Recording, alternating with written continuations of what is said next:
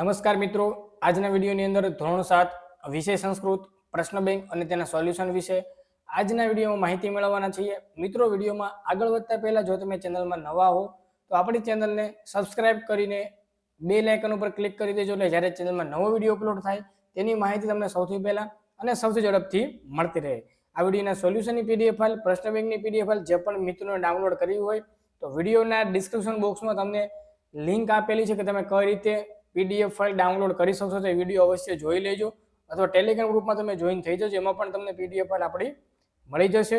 અને જો તમારે હજી પણ ગણિતનું પ્રશ્ન બેંકના સોલ્યુશન વિડીયો જોવાનો બાકી હોય તેની પણ લિંક તમને ડિસ્ક્રિપ્શનમાં આપી દીધી છે, ચેનલમાં મુકાઈ ગયો છે.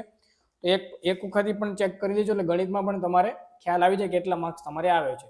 તો જોઈ શકો તો ધોરણ 7 છે, વિષય સંસ્કૃત પ્રશ્ન બેંક, તારીખ 17/2/2024, કુલ ગુણ છે 25, સમય 1 કલાક, પ્રકરણ નંબર 1 થી 5. આ પ્રશ્ન બેંકમાંથી તમારું 25 માર્ક્સનું પેપર બનશે. તો સૌથી પહેલો સવાલ તમને આપેલો છે કે નીચે આપેલા વાક્યનું શ્રુત લેખન, એટલે કે સારા અક્ષરે લખવાનું. ગમે તે તમારે 5 આપેલા છે, 5 ગુણનો પ્રશ્ન છે. સારા અક્ષરે લખવાનું છે. જો આમાં તમને ટોટલ 20-25 જેવા પ્રશ્ન આપેલા છે, એમાંથી તમારે બેઠે બેઠું તમારે શિક્ષક બોર્ડ ઉપર લખશે એ તમારે બેઠે બેઠે વાક્ય સારા અક્ષરે લખવાના છે. સર્વ કુશલમ જલમ સ્વીકરોતુ, આસન ગ્રહણમ કરોતુ, આમદાતુ, ચાયમ કોફી વા, ભોજને મોદક અસ્તિ. બરાબર, આ રીતના અલગ અલગ સવાલ તમને આપેલા છે, જોઈ શકો છો ભાઈ. નમસ્તે સ્ત્રીમન એકદાસ વની અટતી, બાલક હસતી, બાલિકા ગચ્છતી, એષ વિવેક. બરાબર, એતત વ્યંજનમ, એક સુખ પશ્યતિ, ભાવેશ આગચ્છતુ, ધન્યવાદ મહોદય, સુખ લજ્જામ અનુભવતી, બક અસ્તિ, મમ ભોજનમ સમાપ્તમ, શુક્ર ચલતી, નૃપ અસ્તિ, સુપ્રભાતમ મિત્રાણી. તો આ રીતના 25 સવાલ તમને આપેલા છે. 25 સવાલમાંથી તમારા વર્ગ શિક્ષક તમને 5 સવાલ આપશે. બરાબર, બોર્ડ ઉપર તમને લખશે, તમારે બેઠે બેઠા સારા અક્ષરે લખવાના છે. બેઠે બેઠા સારા અક્ષરે લખવાના એકમ કસોટીના પેપરની અંદર. પીડીએફ ફાઇલ ડાઉનલોડ કરવી હોય તો ડિસ્ક્રિપ્શન બોક્સમાં લિંક આપેલી છે, તો લિંક ઉપર તમે ક્લિક કરીને પેપરની પીડીએફ ફાઇલ, સોલ્યુશનની પીડીએફ ફાઇલ ડાઉનલોડ તમે કરી શકો છો. ચલો આગળનો પ્રશ્ન લેશું આપણે. પ્રશ્ન નંબર 2, નીચે આપેલા શબ્દોનો સંસ્કૃત શબ્દકોશમાંથી શોધીને લખો. 5 ગુણનો પ્રશ્ન છે. અલગ અલગ વિભાગ તમને આપેલા છે. ચલો, પેલો લાડુને શું કહેવાય? લાડુને તો મોદક કહેવાય. બરાબર, પથ્થરને શું કહેવાય? પાષાણ કહેવાય. પરિશ્રમ તો બરાબર, પક્ષીઓનો રાજા પક્ષી રાજ. ચાલો, વિભાગ 2 સંસ્કૃતમાં લખવાના જ આપેલા વાક્યોને 5 માર્ક્સનો પ્રશ્ન છે. આમાં તમારા શિક્ષક તમને કોઈ પણ એક વિભાગ આપશે, કોઈ પણ એક. બરાબર, જો વિભાગ 2, વિભાગ 3, વિભાગ 4 ને વિભાગ 5 કોઈ પણ એક આપશે. તો પહેલા વિભાગની અંદર તમારે સંસ્કૃત કોશમાંથી શબ્દ શોધીને લખવાના હતા. આમાં તમારે ગુજરાતી ને સંસ્કૃતમાં ફેરવવાનું.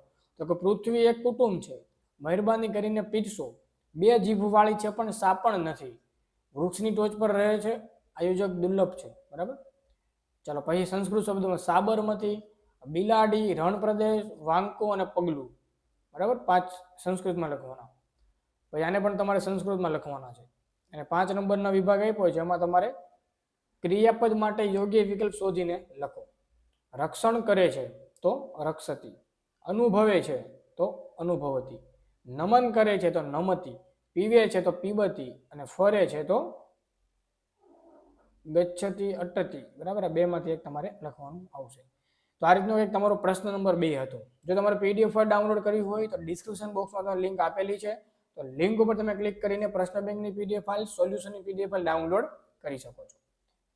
ચલો, પ્રશ્ન નંબર 3, આપેલા ફકરા માટે ઓકે પ્રશ્નનો જવાબ લખવાનો છે વાંચન કરીને. તમને ફકરો આપેલો, નીચે તમને 5 સવાલ આપેલા છે. તો એક ઉષ્ટ અસ્તિ, ઉષ્ટ સ્વભોજનમ વક્રમ અસ્તિ, સ સર્વદા દોષમ એવં પશ્યતિ, એકદા સમ વને અટતિ, માર્ગે સ વૃક્ષસ્ય ઉપરી એક સુખ પશ્યતિ, ઉષ્ટ સુખ કથ્યતિ, હે સુખ, હે પોપટ, તવ ચક્ષુ વકરાશ. તારી ચાચ વાક્ય કેમ છે ભાઈ? સુખ લજ્જામ અનુભવતી. બરાબર, ઉષ્ટ હસ્તી અગ્ર ચલતી, હસીને આગળ જાય છે. તો પેલું ઉષ્ટ શોભાને ક્રીદસ, તો ઉષ્ટાને શોભાને વક્ર અસ્તિ, ઉષ્ટ સર્વદા કી પશ્યતિ, તો ઉષ્ટ સર્વદા દોષમ પશ્યતિ. ઉષ્ટ કુત્ર સુખ પશ્યતિ, તો અહીં જોઈ શકો છો વૃક્ષસ્ય ઉપરી એક, તો કે ઉષ્ટ વૃક્ષસ્ય ઉપરી સુખ પશ્યતિ. પછી કસ્ય ચક્ષુ વક્રાસ્તિ, તો કે પોપટની, કોની, સુખ ચક્ષુ વક્રાસ્તિ. પછી ઉષ્ટ શુક્ર કી કથી હતી, તો અહીંયા શું કહે છે કે હે સુક તવ ચક્ષુ વક્રાસ્તિ, તો 5 નંબરનો જવાબ આવી ગયો. તો આ રીતના તમારે 1 થી 5 સવાલના જવાબ લખવાના આવશે. ચલો વિભાગ 2, આમાં પણ તમારે પેરેગ્રાફ આપ્યું, નીચે 5 સવાલ આપેલા છે, એ તમારે લખવાના થશે. એટલે વિભાગ 3 આપેલો છે, વિભાગ 4 એમાં પણ તમારે 5 સવાલ આપેલા છે, અને વિભાગ 5 માં પણ તમને 5 સવાલ આપેલા છે. આમાં તમારે કોઈ પણ એક પેરેગ્રાફ આવશે. જો તમારે પીડીએફ ફાઇલ ડાઉનલોડ કરવી હોય તો ડિસ્ક્રિપ્શન બોક્સમાં તમને લિંક આપેલી છે, તે લિંક ઉપર તમે ક્લિક કરીને પ્રશ્ન બેંકની પીડીએફ ફાઇલ, સોલ્યુશનની પીડીએફ ફાઇલ બધું તમે ત્યાંથી ડાઉનલોડ કરી શકશો. ચલો આગળનો સવાલ, પ્રશ્ન નંબર 4, આપેલા ઉદાહરણ અનુસાર વાક્ય અથવા શબ્દોને પરિવર્તિત કરો.